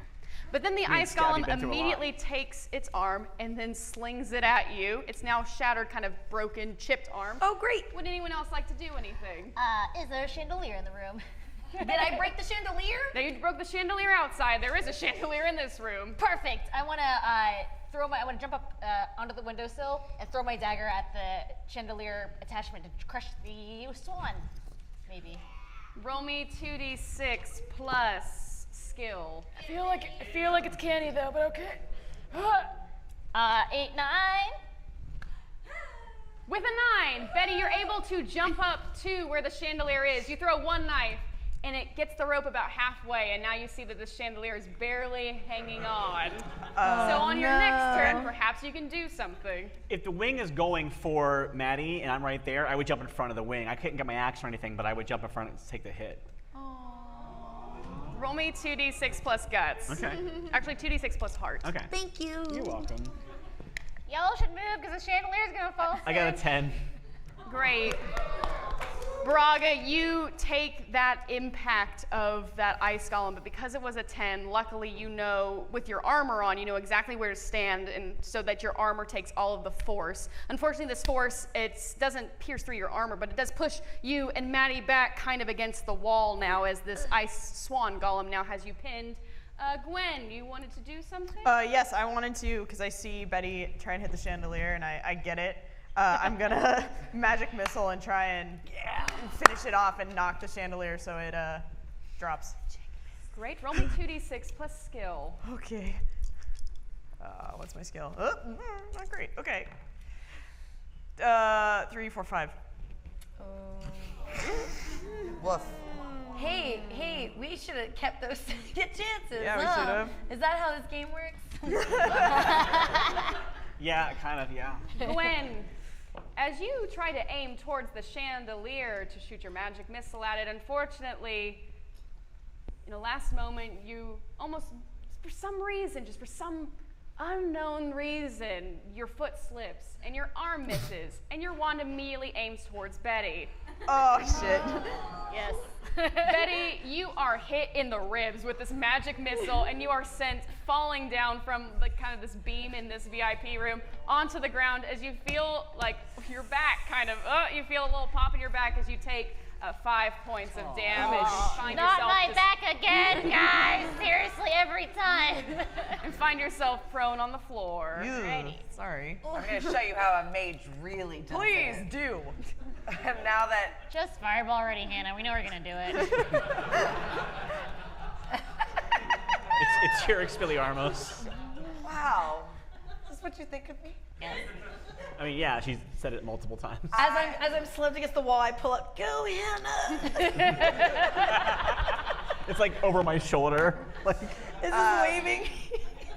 I don't use magic, and I jump up and bring the chandelier down on top of the swan.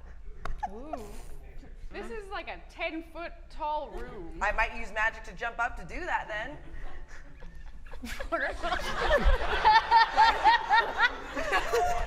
I might Air Jordan this. That's actually a spell. It's right here. Air Jordan. Air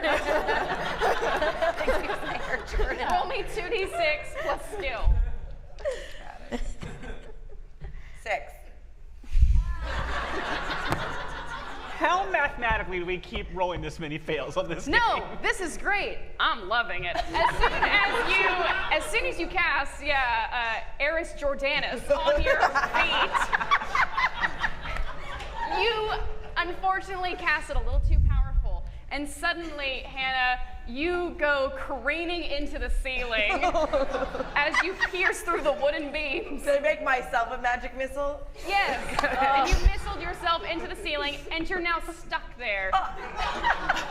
So everyone, you see Hannah's like torso and legs just hanging out of the ceiling as you take. Like someone threw a pencil into the ceiling at a school? Yes.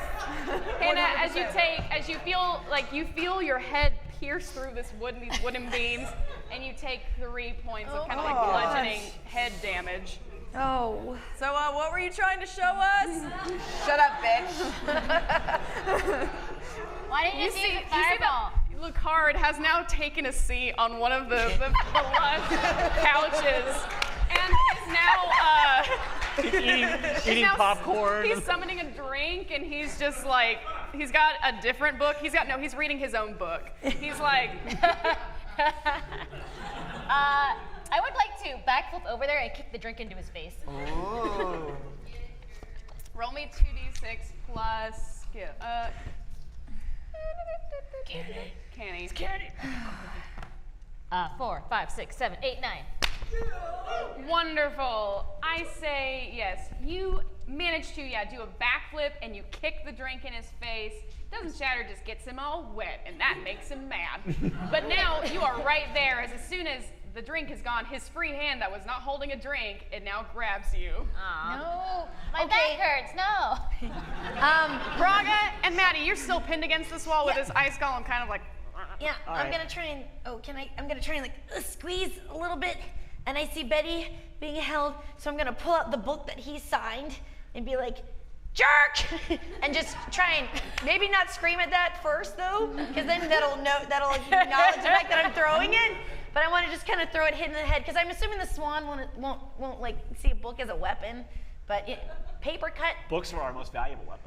Exactly. We all learned a lesson today. Maddie, please roll me didn't we? 2d6 plus skill. You're Yes, because it's rangy. You're rangy That's with the journal. why I did it, because I have no other skills in anything. We're just throwing books and So drinks not around a this room. 2? A 2 is not good, right? It's a 3, technically. Technically it's a 3, but I got snake eyes. Do I get that's really good in craps. So I feel like I should get a gambling bonus. I have an idea, but first. Oh. Are you crying right now? Yes. This game is so fun, but I think I'm gonna die on my first time playing. Maddie, you take the book and you yell, jerk! But unfortunately, your arm is a little too wedged, and so you can only throw from your wrist. And so the book goes about 5 inches. The book hits me in the side of the head. Like, that's how I feel about your stupid autograph. But Rat Queens, we didn't talk at the beginning about combos. Oh. I will gift you a combo. Ladies and gentlemen, who do you want to have a combo? And who else? Yeah. All right. Wonderful. Betty and Braga, you have been gifted a combo. So he's holding on to you right now, right? Yes. Okay, here's what we're gonna do. I am gonna reach behind me and I'm gonna grab Maddie's sword because I know where it's at, and my axe is too far for me to reach, but Maddie's right there. Yep, I never moved it. It's right there. Yeah, so I grab it and I pull it out of its sheath and I like chuck it over to you so that you can catch it and then you can do whatever you want with it. So what's your next move? As I grab it from the sky, what do I scream? What's the name of this combo? Smidgen delivery. You scream. Smidgen delivery! Smidgen delivery, indeed! I grab it out of the air and I kind of grab it backwards, so I take it and I just slash him down across the chest, even though he's like holding me, but just kind of just knock him down. Betty, as you take this sword, you immediately just leave this huge diagonal cut across Lucard, and you start to see like his red blood blue in his mind. due to his high society nature. You start to see his red start to stain this mustard yellow suit and the shirt underneath as the magic of his book magically falls. He loosens his grip on you, and the golem kind of starts to shake and rattle, and its arm falls to the ground, shattering. And now Braga and Maddie, you are both now free as the card grasps his chest and immediately sends his golem towards you. Cool. I wanna roll out of the way. Roll me 2d6 plus canny. Okay. Oh, tiny idea. Here we go. 4, 5, 6, 7, 8, 9. I want to say that when I'm rolling through his blood, so it kind of disguises me, and maybe the golem doesn't see me very well. The darkest thing we've done so far. So you're meaning you're bright red. I'm just always covered in blood in this game. I don't know what it is. Oh, wait. Betty, yes, you roll in the blood, and for some reason, that distracts Lucard more than anything. And his magical control of his swan ice golem is kind of broken for a sec, so it does not pursue you, but as soon as he kind of regains himself, the golem starts to head towards that area of the room where Gwen, you are, and Hannah, you're still lodged in the ceiling. Gwen, what would you like to do? I'm going to throw a fireball. Great.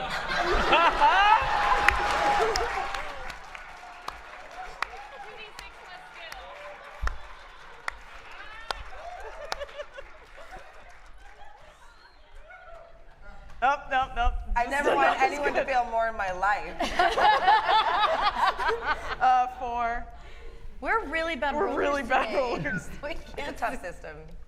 Gwen, as you send this fireball, unfortunately, it misses. Where were you aiming towards? The golem, or Lucard? The golem. It misses the golem, it misses Lucard, and instead it hits the beautiful golden harpsichord in the corner that starts to ignite on fire. Oh, that's a classic one. I hated that thing anyway. And now the music becomes more like clangy, like frantic, just frantic, like bam, bam, bam, bam, bam. We didn't start the fire. We did not. No, we did not. But what Hannah, happened? would you like to try to get out of the ceiling?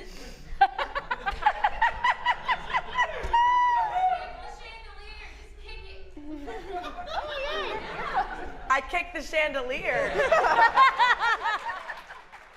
me 2d6 plus guy. You saw it in my face. I didn't know what to do. Oh! 10!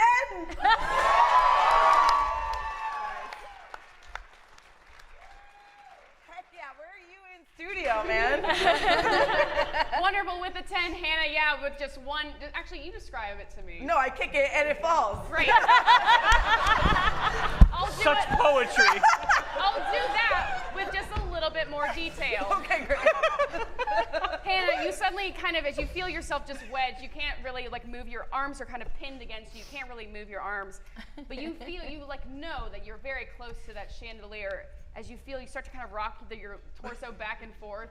One of your legs, you start to kind of rock back and forth until with all of the might in your system, you fire your leg back so hard that it kicks the chandelier and it swings it up, breaking the rope, sending it right down perfectly onto the golem, pinning the golem to the ground. As Hannah, you're actually, because this was a success, a perfect success, you just unwedged you from the ceiling and you land back down onto the ground. Imagine I said all that.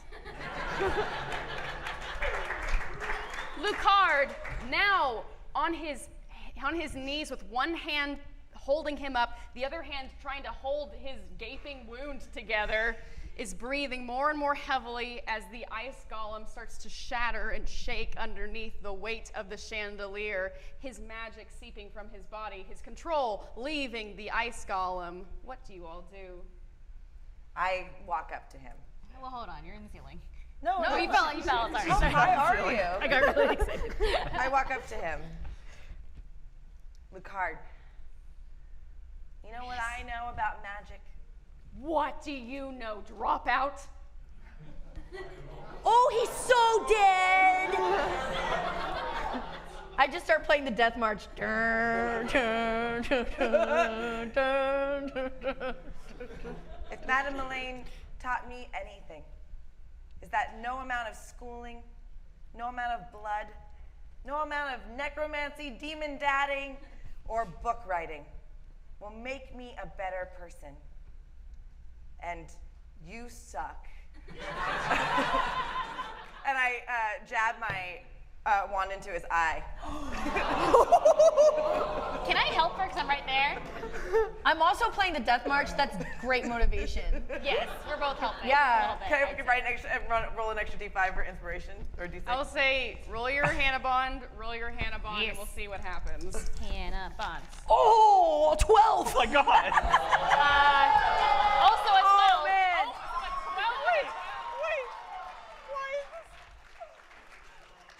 So you get a +4 to this. Holy shit. I needed it too. No, I didn't. What's 7 plus 4? 11.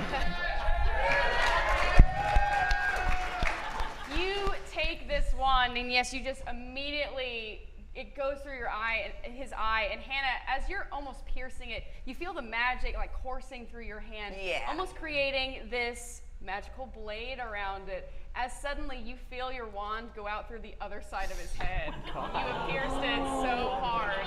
I threw up in my mouth a little, like... Gross. As Lucard then falls face first onto the ground, and the ice golem simply melts in the room around you. Gross. I get up and brush some blood off my arms. Well, another successful mission completed by the Rat Queen.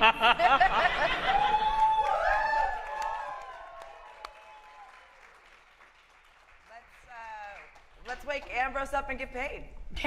I wanna grab my book that I so unsuccessfully threw and rip out the page that he autographed and go up to him and turn him over and crumble it and stick it in his mouth. Maybe. Yeah, I'm gonna say you do Maybe that. she will make a good rat queen. Braga, Betty, and Hannah, you watch Maddie do probably the most ruthless thing you've ever seen her do. And then I just gently roll him back over, like close his one eye. Oh my God. I give her a high five. I miss. So close, Maddie. So close to being Dang it! cool. One more time. No. Try fist No, bump no, it. Nothing. no. Okay. I just like pat you on the head. All right. Hey, Sir Captain, do you believe in us now? We solved the mystery. Honestly, who cares? Yeah. I'm never gonna see you again. Yeah, no. Go, please. This was. Thank you. I'll take care of it from here. You might want to call like a cleaning crew or something, because this is a lot of liquid on the floor. There's This so is much definitely blood. gonna mold. Yeah. There's blood everywhere. I'm getting it on you right now. Thank you. It's just Gosh, everywhere. thanks. Ambrose starts Okay. to slowly come to. Almost. Probably it's the mix of water and blood on his Like sleeping smelling onto salts. his clothes. Oh, goodness. Oh my gosh, as he looks over and he sees Lucard's now corpse. Did the murderer come and get Lucard too? Are we the murderers? No, sir. We were attacked when pursuing the suspect, and now it's over. We've found the murderer. It has been taken care of. So it was Lucard. Yeah, it wasn't us. It has been taken care of. That son of a bitch. Mr. Ambrose. I can curse. Yeah, when did you become a I priest? just had a whole different picture of you in my head. If anything, I'm enraged at the fact that I lost a good friend and the world lost one of its best sorceresses today because of one selfish man. Yeah, he wasn't that good of a friend. We're pretty sure he was your next target, because he did say that one thing. Maddie, he was talking about Mullane. Oh. The other dead person in this scenario. Yeah, the earlier one. I'm sure Lucard had his traits too, but I see. I get it. Okay. Is Hosira It's okay, around you'll get there. anywhere? yes, she contacted Mullane's family to make arrangements for a funeral and what to do with the remains. Great. Can you give her this note? And I take like a page from your. Oh, I know. That's fine. That's fine. And I take some blood and I write on with my. Oh, I take the blood from his body and write it. And I'm like, Necromancy's in the heart, and I. You know, Don't open it. Just give it to her. I trust you, and You should. I will. some real necromancy is the friends we made along the way. Necromancy and me. Listen, I can pay you each 500 gold apiece. Would that suffice? Yay. Yeah, sure. Money, please. That's the most I've ever made in my life. This is great. Oh, sorry, I shouldn't have. Can I come on the next one? I'd like to donate my money to the processions for Melaine. Oh, yeah, we should probably do that. You don't have to do it. I knew her. You don't know her. I knew her. She was the only person that thought I was relatively okay. So. I mean, we think that about you. Oh yeah, no, it's school. Oh, okay. Oh yeah, no. Her and Tizzy were the only. I know, right? It's very kind. I will take your money, and I will take this note and give it to Hosira. Here's a little for me too, because I did break your chandelier in the hallway. Oh, And okay. The rest of this was not me. That was all. We can get you if you want to pay us, we'll be good. We'll go. Wonderful. I can pay you. Yes, and your badges will work for the rest of the convention. I understand if you don't want to stay, if you want to head home to Palisade. I completely understand. I will be making a public announcement about the murder and then the arrest/killing of the murderer. Maybe leave that. Maybe leave that Oh part no, out. it's only good advertisement for us. Yeah. Okay, I wasn't. The murderer was taken. There's no more threat. There's no more. There's no more threat. And what do you think about opening it up to non-magicals? I think Maybe we'll now's do the it. time. I think you're right. No one ever says that. As you see Ambrose kind of tucking the coins that you've given him, or he gave you the money. You gave him back some money. He tucks his coins that you've given back in the note to Hosira in his tight, nice suit jacket as he makes his way out towards the front of the entryway of ContraCon. What's your idea? I want to shatter the doors open. Roll me 2d6 plus heart. Because it's a momentic thing. I'll say because this is such a cool move, I'm going to give you a +3 to this roll. Whoa! 3, 4, 5, 6, 7, 8, 9. 9? I'll give you another +1. We'll make it a 10. Yay! I'm just going to go, excuse me, Professor, as I make my way to the front. Feeling confident for the first time ever. Yeah, we all do it. Yes. Tuning. C sharp. Wah! And just break the doors open. I'm like, everybody's welcome! The doors shatter, and at first you see the crowd of protesters staring in horror as the doors to ContraCon have just broken. But then Ambrose joins you and says, ContraCon is open to everyone. As the protesters abandon their signs, start to make their way into the convention, and the Rat Queens have once again saved the day. Ladies and gentlemen, thank you so much for joining us. A big round of applause to our amazing special guests, Bonnie and Fabienne.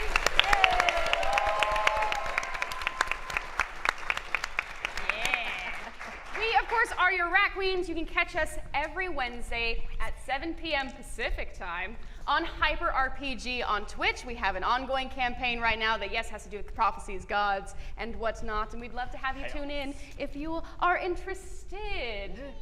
So yes, thank you all so much. We can't do what we do, like I said this at the beginning, without you. You are all amazing. Thank you for being here at 10 p.m. at night. Stay until midnight. Yes. You are the Rat Queens of my heart. We're the party crowd. Can we do a selfie with the crowd? Selfie with the crowd? And we'd love to take a selfie with you all. So we're gonna take a selfie from here with you all, and then we're gonna say hi to everyone outside. Yeah. Okay, ready, go. Yeah. Everyone go stand over there. Go. All right, go. Oh, dear Lord.